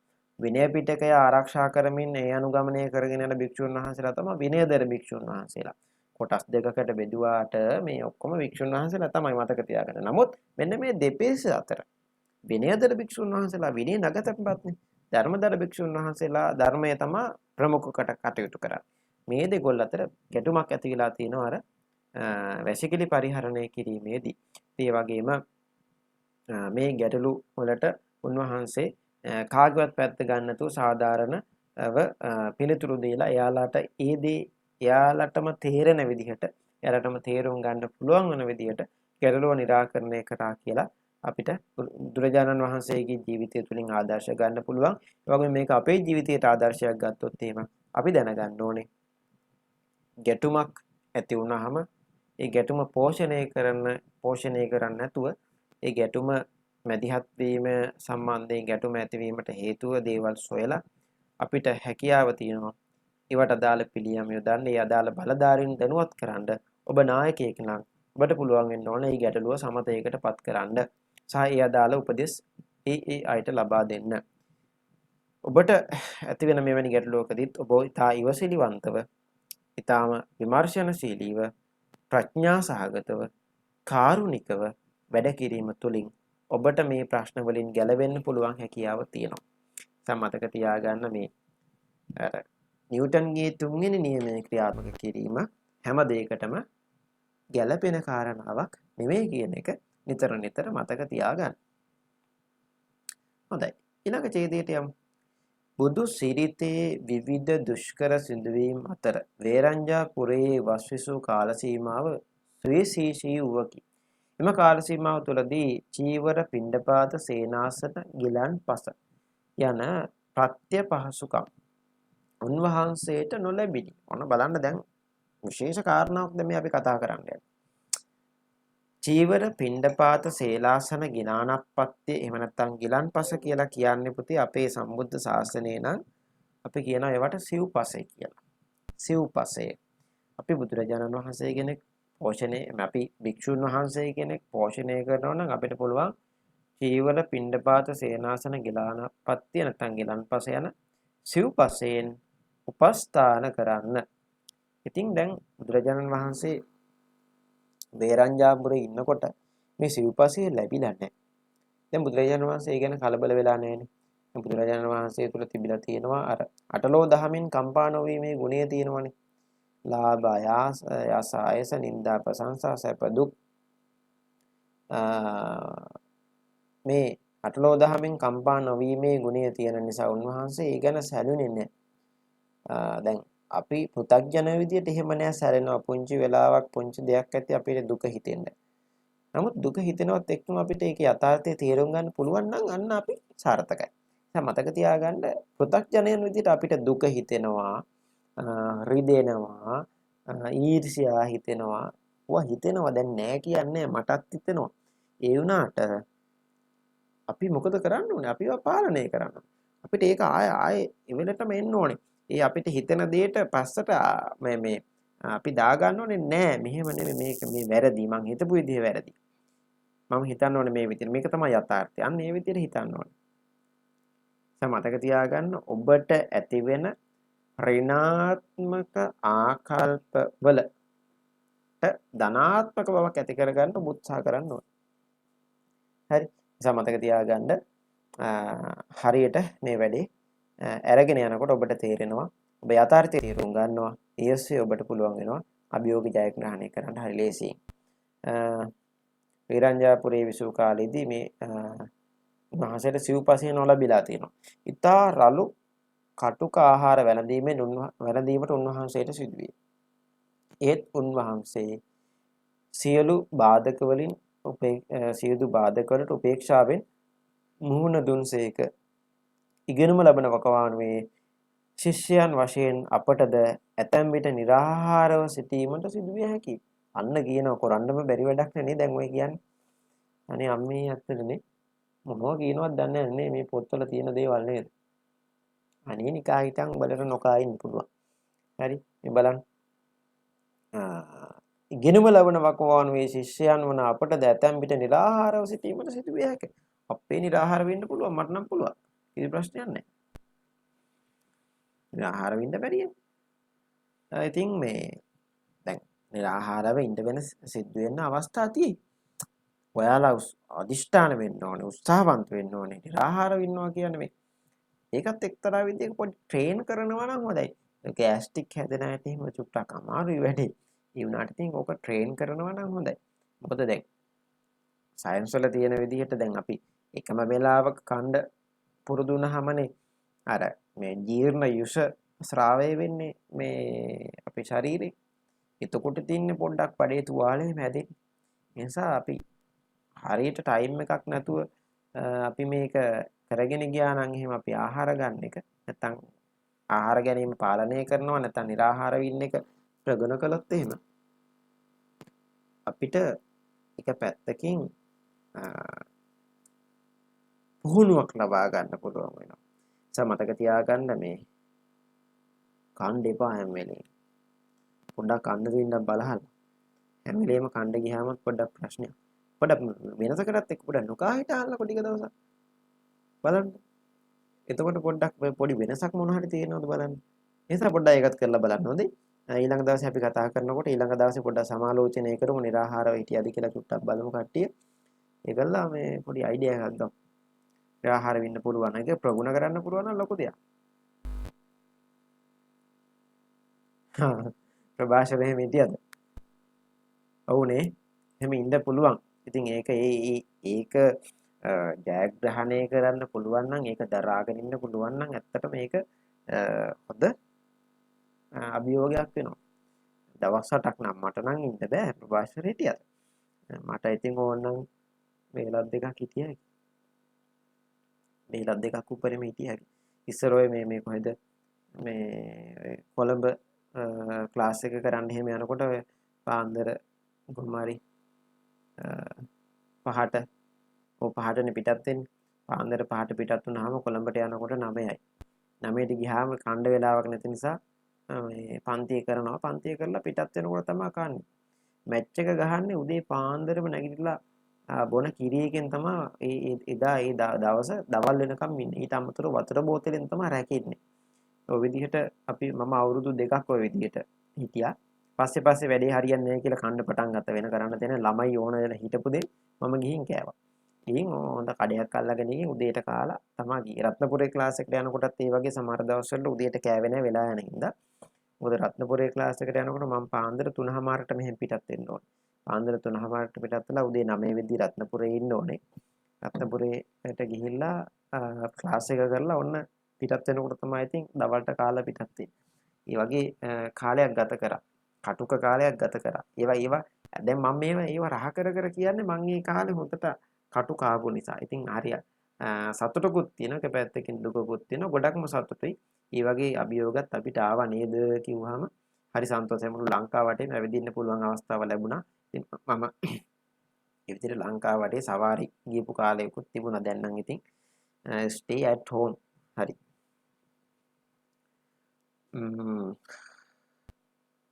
අභියෝග ජය ගන්න ඉවසිලිවන්ත වෙනම් අපි වැඩ කරන්න ඕනේ. निराහාරව ඉන්නවා කියන එකත් ඔබ ප්‍රගුණ කරන්න. ඔබට යම්කිසි දවසක ඒක ප්‍රයෝජනවත් වෙයි. මම මේ අද කිව්වා කියලා හිතා ගන්න. ඒක යම්කිසි දවසකදී ඔබට ප්‍රයෝජනවත් වෙයි.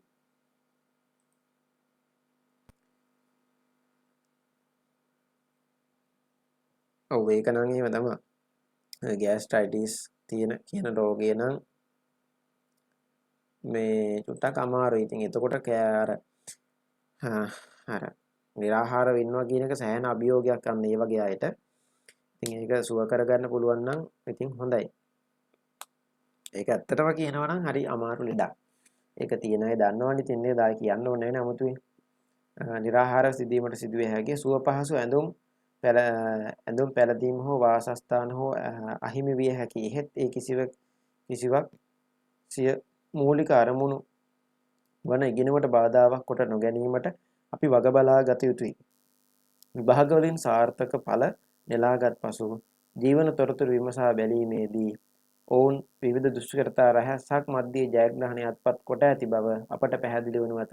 දැන් කියන්නේ අපිට අපේ ඇඳුම් පැළඳුම් නැති වුණාට ඒ වාසස්ථාන නැති වුණාට අපේ අභියෝගය තියෙනවා නම් ඒ අභියෝගේ ජයග්‍රහණය කරන්න ඔබට ස්ථිර අධිෂ්ඨානයක් තියාගත්තොත් ඒ දේවල් ඔබට එක්තරා විදිහක සාධක පමණයි. ඒ සාධක විසඳීමෙන් ඔබගේ අරමුණ ළඟා කරගන්න පුළුවන් හැකියාව ඇති වෙනවා. ඒ දේවල් ජයග්‍රහණය කිරීමට. ඒක නිසා මතක තියාගන්න සාමාන්‍ය ජීවිතය තුළ ඇතිවෙන දේවල් වැඩිපුර හිතන්න යන්න එපා. දැන් බලන්න ඔය ගම් වතුර වලින් එහෙම කොච්චරනම් මිනිස්සු අසරණ වෙනවදනේ. ඒකට ඒ ළමයින්ගේ පොත්පත් එහෙම තෙමෙනවා ඇති. ඒ ළමයින්ගේ ඇඳුම් ඇඳවල් දැන් අපිට ඒ වගේ අවාසනාවන්ත තත්ත්වයක් නැහැනේ. මෙතන ඉන්නේ දැන් වෙන පැතිවල ළමයි මෙතන ඉන්නවා නම් එයාලට ඒ ගම් වතුර අවදානම තියෙනවා නම් ඔන්න එයාලා ඒකේ අත්දැකීම් හොඳටම දන්නවා. මේ විදිහට අපි දන්නවා අපිට එහෙම දෙයක් නැහැ. අපිට ඒක නිසා ඒ ගැන අත්දැකීමක් නැහැ. ඉතින් ඒ වුණාට අන්න ඒ වගේ දේවල් වලදී අපි මේ පස්සට යන්නේ නැතුව අපේ අරමුණ අඛණ්ඩව තියාගත්තාම අපිට ඒ ගමන යන්න හරි ලේසි. ඒ නිසා මතක තියාගන්න අරමුණ අංක 1. පාඩමේ අවසානයක් කරලා අපි කෙමෙන් ළඟා වෙනවා. බුදුදහම මගින් උගන්වන අල්පේච්ඡ චාම් සරල දිවි පෙවතකි. ඇතැම් අවස්ථාවලදී බුදුරජාණන් වහන්සේට සෙනසුනක් වූයේ සුන්දර වනාරණකි. සුවපහසු මන්දිර මෙන්ම වන පියසද උන්වහන්සේ සමසිතින් නිවසා වදාළේ පාරිසරික අභියෝග ජය ගැනීමට තිබූ හැකියාව ලෝකයාට ප්‍රදර්ශනය කරමිනි. එසේම අඩේපිට සිදුනවා විශාකා සිටුදුවිනිය වැනි දායක දායිකාවෝ උන්වහන්සේට කහවණු කෝටි ගණන් වටිනා ආරාම පූජා කළහ. එම ආරාමවල සැප සම්පත් කෙරෙහි උන්වහන්සේ ඇලුම් කළේ නම් බොහෝ පිරිස් වලට බුදුදහම අභියෝගයකට ලක් කර හැකිව තිබුණි. උන්වහන්සේ ඒ සියල්ල නොලැබුණුසේ උන්වහන්සේ ඒ සියල්ලෙහි නොබැඳුණුසේක. අපිස් දිවියක් ගත කළසේක. අපිස් දිවියක් කියන්නේ අල්පේච්ඡ ජීවිතයක් කියන එක. අල්පේච්ඡ කියලා කියන්නේ බොහොම සරල චාම් ජීවිතයක් කියන එක. අල්පේච්ඡ කියන්නේ ආශාවන් අඩුයි කියන එකනේ. ඒ කියන්නේ දැන් අපිට ආශාවන් වැඩි වෙන්න තමයි පුතේ මේ අපි හිත එක එක තැන්වලට විසිරලා ගිහිල්ලා ගොඩාක් දේවල් අපේ වටේට තියාගන්න ඕනේ කියලා හිතෙන්නේ. අන්න එතකොට මං අරක ගන්න ඕනේ, මම මේක ගන්න ඕනේ, මම මේ තැනටපත් වෙන්න ඕනේ, මෙහෙම කරන්න ඕනේ, මෙහෙම කරන්න ඕනේ. මහේච්ඡතාවය. මේ ආශාවන් මහා ගොඩක් එකට එකතු කරගෙන ජීවත් වෙන්න හදන කාරණාව එච්චර නුවණට හුරු නැහැ. මොකද එහෙම ගියාම තමයි යන්නේ කොහෙද කියලා හිතා ගන්නත් බැහැ. ඒ නිසා අල්පේච්ඡ ජීවිතයක් ගත කරාම අපිට මොනම අභියෝගයාවක් ඒ හැම අභියෝගයක්ම දරා ගන්න පුළුවන්. මහේච්ඡ ජීවිතයක් ගත කරන කෙනාට මේ මහේච්ඡ ජීවිතය තුළ එයාට නොලැබෙන දේවල් අනුව එයා සම්පූර්ණ එයාව මානසිකව කඩාගෙන වැටෙන එයාගේ සම්පූර්ණ ජීවිතේම විනාශ වෙන්න පුළුවන්.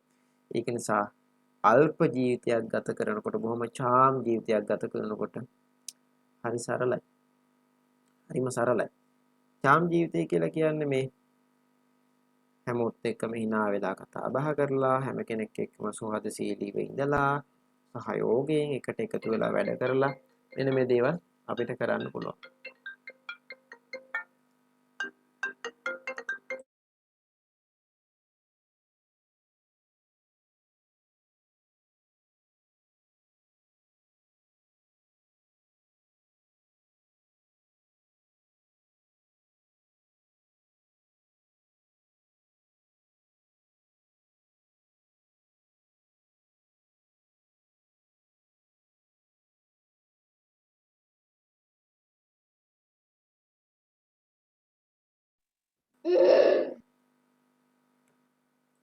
මොකෝ බං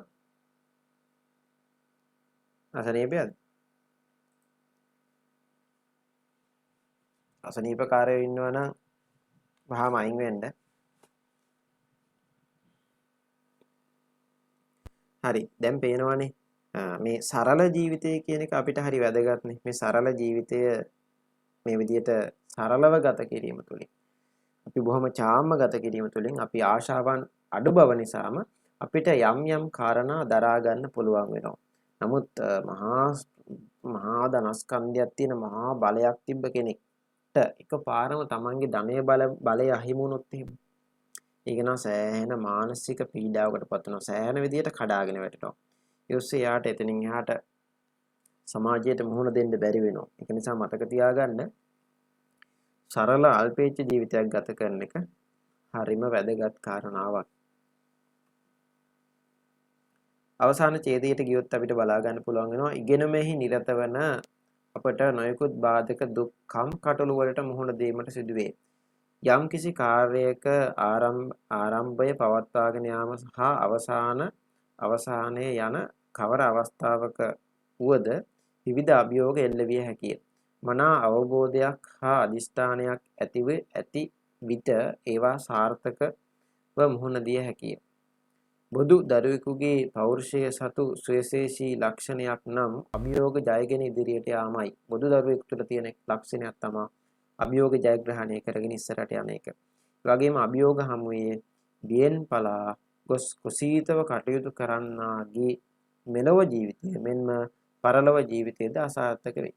ඒ කියන්නේ බොහොම කුසීත ගතියෙන් සහිතව තමන්ගේ ඉදිරි ගමන ගත කරන කෙනාට ඒ ගමන ඇත්තටම වේගෙන් යන්න බෑ. ඒ ගමන ජයග්‍රහණය කරන්න බෑ. හැමදාම එයා මේ මාර්ගය තුල ගමන් කරන කෙනෙක් වෙනවා. නිසා මතක තියාගන්න ඔබ අභියෝග ජයග්‍රහණය කරන්න ඕනේ පළවෙනි කාරණාව. ඒ වගේම මේ කුසීතව වැඩ කිරීම තුළින් මෙලොවටත් පරලොවටත් හානියක් සිද්ධ වෙනවා. ඒක තමන්ට වැඩක් කරගන්නෙත් නැහැ, යන තැනකට වැඩක් කරගන්නෙත් නැහැ. අන්න ඒ වගේ අපි අදටත් ඉන්නවා එහෙමයි. අදටත් එහෙමයි ඉන්නවා. මෙලොව ජීවත් වන ඇතමෙකුගේ ජීවිතවලට කිසිදු අරමුණක් නොමැත. ඇතමෙකුට ජීවිතවලට කිසිම අරමුණක් නැහැ. ඔහේ ඉන්නවට ඉන්නවා. රටේ පාලකයෝ කියන දෙයක් අහන්නෙත් නැහැ. පාලකයෝ ජනතාව කියන දෙයක් අහන්නෙත් නැහැ. සමහර ගුරුවරු ළමයි කියන ඒවා අහන්නේ නැහැ. ළමයි ගුරුවරු කියන ඒවා අහන්නේ නැහැ. එහෙම පිරිසක් ඉන්නවා. මුළු ලංකාවෙම ලෝකෙම තැන් තැන්වල ඔය වගේ පිරිස් ඉන්නවා. අනිවාර්යෙන් හැටියේ. ඔව්හු නිෂ්ඵල අයුරින් කාලය ගත කරන අතර මිනිසත් භවයේ ඵල නෙලා ගන්න ඕන වෙති. දැන් මිනිසත් භව හම්බෙන්නේ හරිම කලාතුරකින් කියලා දන්නවනේ. මිනිස් ආත්මයක් හම්බෙන්නේ දුර්ලභෝ මනුස්ස සම්පatti, දුර්ලභෝ කන සම්පatti. මතක තියාගන්න මනුස්ස සම්පත්තියක් ලැබෙන්න හරි දුර්ලභයි.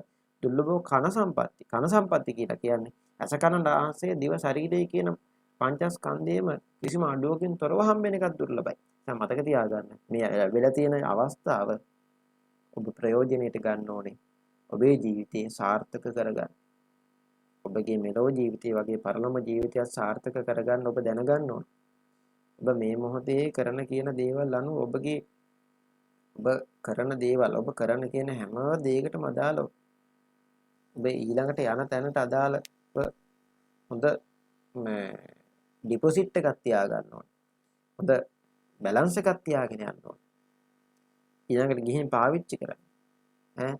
එහෙම නැති වුණොත් අපේ කුසල් එහෙම නැත්නම් පින් කියන account එකේ තියෙන ප්‍රමාණය අඩු වුණොත් එහෙම අපිට යන්න වෙන්නේ වෙන තැන්වලට. ඒක නිසා මේ පින කියන සතුට කියන බැංකුව පුරව ගන්න මතක තියාගන්න. ඒ නිසා පෝසත් වෙනවා කියලා කියන්නේ සල්ලි වලින් පෝසත් වෙන එක නෙමෙයි. මනුස්සකමින් හදවතින් සහයෝගයෙන් මිත්‍රශීලී බව සිනහව මේ හැම දෙයකින්ම පෝසත් මිනිස්සු පැල්පත්වල ජීවත් වෙන අය ඉන්නවා. මේ හැම දෙයකින්ම පෝසත් මිනිස්සු. හැබැයි ඒ මිනිස්සු මුදලින් ආර්ථික මට්ටමින් පහළ හිටියට ඒ මිනිස්සු අනික් හැම පැත්තකින්ම පෝසත්. ඒ මිනිස්සුන්ට තමයි අපි පෝසත්තු කියලා කියන්නේ. නමුත් සල්ලි තියෙන මිනිස්සුන්ට සමහර වෙලාවට මනුස්සකම් නැහැ. එයාලා සල්ලි හම්බ කරගත්තේ කොහොමද කියලා අපි දන්නේ නැහැ. විවිධාකාර ක්‍රම උපයෝගී කරගන්න එයාලා සල්ලි උපයන්නේ. ඒක කොහොමද කරේ කියලා අපි දන්නේ නැහැ. නමුත් එයාලට අවශ්‍ය වෙන්නේ එයාලගේ ජීවිතේ මැරෙන කම්ම ඒ හම්බ කරන දේවල් වලින් ජීවත් වෙන්න. අනික කිසිම දෙයක් එයාලට අදාළ නැහැ.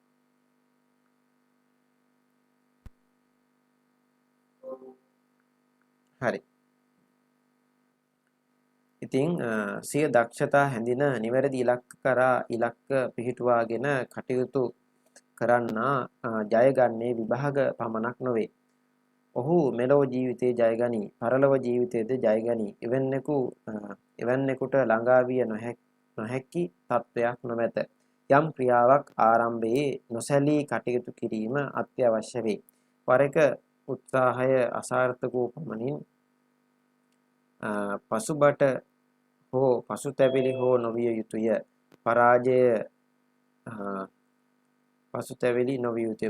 තුළම ජයග්‍රහණයේ මාවත වැටී ඇති බව තරයේ සිහි තබා ගත යුතුය.